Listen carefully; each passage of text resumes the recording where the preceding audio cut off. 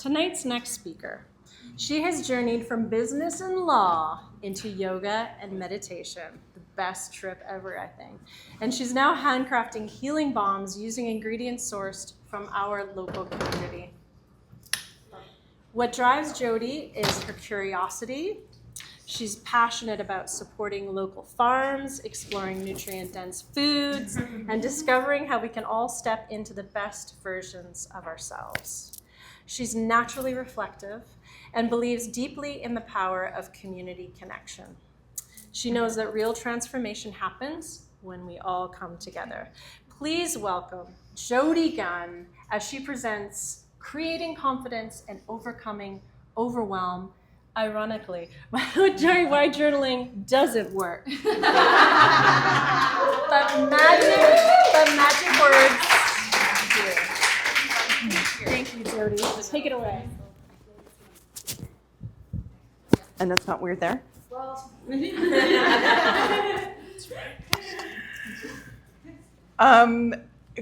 we did not plan this journaling theme, and it's not that I'm challenging that journaling doesn't work, specifically in Angela's instance. everyone's different. Everyone is different. But does anybody find that there is a lot of information coming at us right now? And controversial. You can get journaling doesn't work and journaling does work, obviously in the same night. And is there anything really calming and soothing about all this information right now? Not really. Do you find that it's somewhat overwhelming?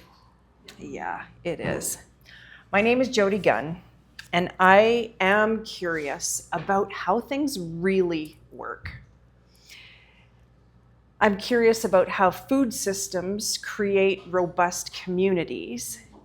I'm interested in how nutrient delivery systems create robust bodies. And I'm interested in how we manage our information, and can that create robust humans, confident humans, and happy humans. So it surprised me, chit-chatting after yoga class, everybody's in the little chit-chatty mode, and I heard someone say, I don't journal because it doesn't work. She obviously hadn't been to visit Angela. But this surprised me because yoga and journaling to me seem to have the same vibe. So I would have to ask myself, is this true? Does journaling work? So what is journaling supposed to do? Does anybody here ever journal? Try and filter out the thought. Yeah, try and filter out your thoughts. Try and bring a little calmness, maybe. Could we say that it helps anchor our thoughts? That'll be fair. So is it fair then for journaling to work, we need to anchor our thoughts, but do we really want more than that to overcome the overwhelm? New Year's Eve in my house. It's minus a million outside. And so I put a fire on in the fireplace, I get some blankets out, make it nice and cozy. My husband, Ian, opens a bottle of wine. We've decided to stay home. And he says, honey, this is gonna be a great night. And I say, yeah, it really is. And I pull out the blue ledger book and a red pen because I know how to have a good time, right? Are you thinking, oh, that poor guy? Or are you thinking, oh, if he only pulled out the vacuum, that would make it a really great night? So in our ledger book, we keep track of a couple of different numbers, but we also have a couple of charts. I'm not even kidding. This is how geeky we are. I'm sorry if we can't quite see it on there. To save time, I've put our charts up on here already. And these charts work for us like anchors. It's like journaling.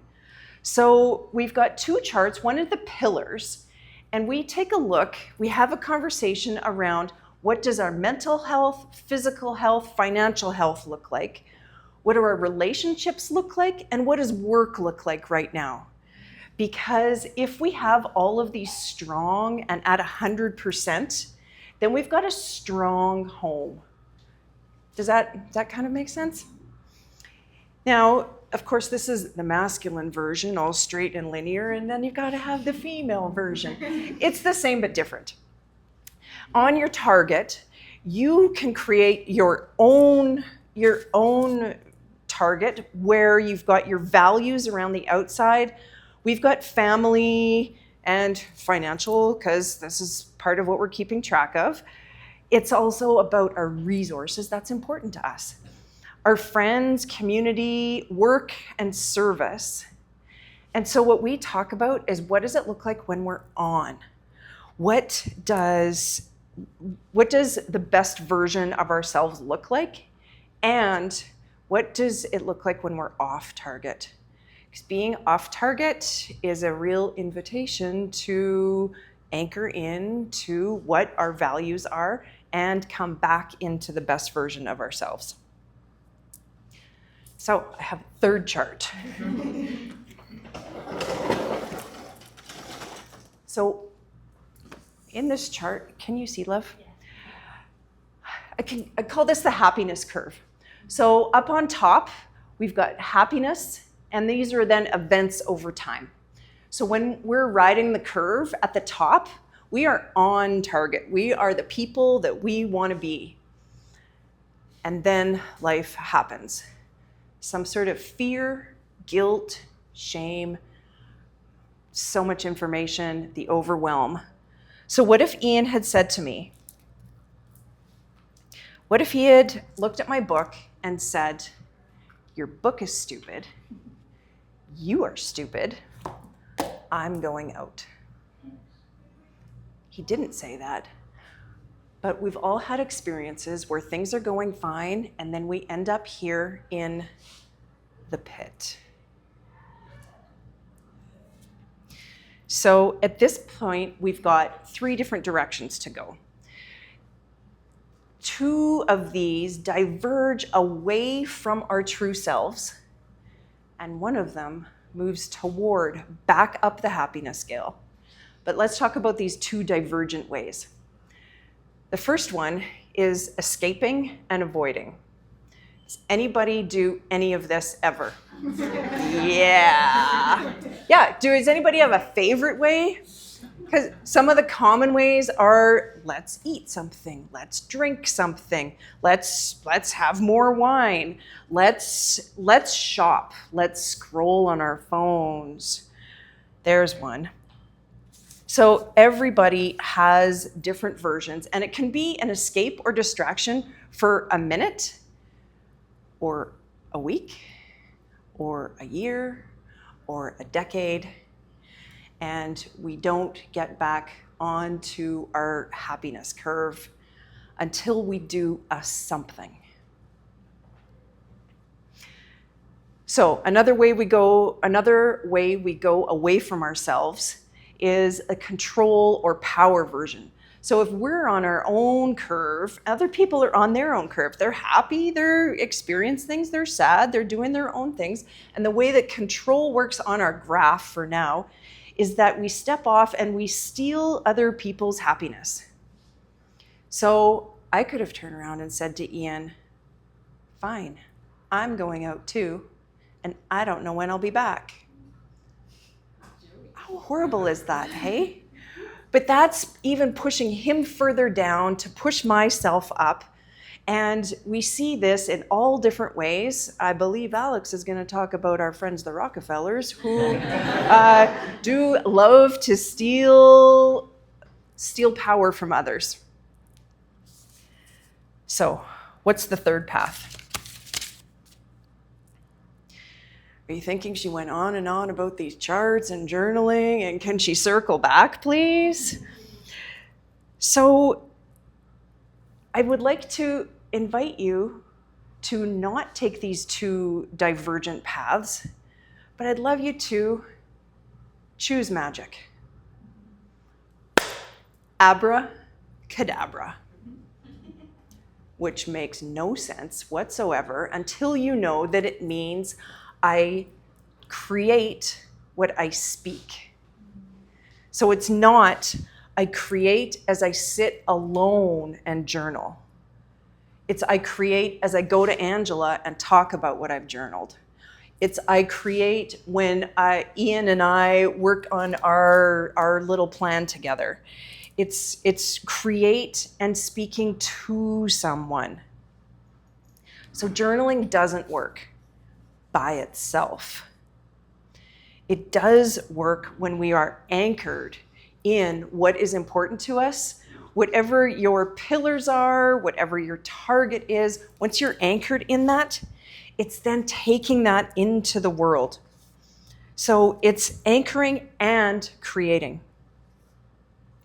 So Ian could have said to me, honey, and he could have said, I know your love languages lists. Let's do this together. But you can imagine Malcolm. How could he forage and not talk about it?